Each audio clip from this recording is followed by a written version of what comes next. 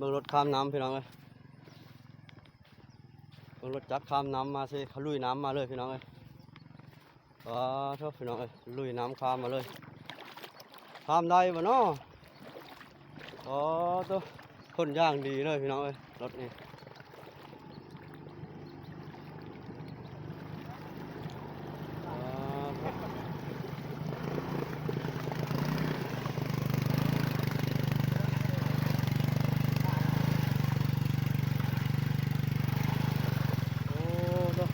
มาเลยสิเด้อนี่คนนั่นนี่รถนั่นลุยน้ำมาก็บรับเนาะ น้ำท่วมเท่านั้นก็บรับเฉยตัวสุดยอดเลยพี่น้องเอ้ยรถนี่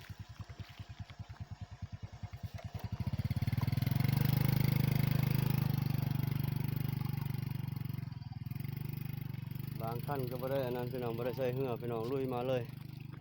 ไม่กลัวหัวเทียนบอดพี่น้องเอ้ยคลิปนี้สำนี้กันพี่น้อง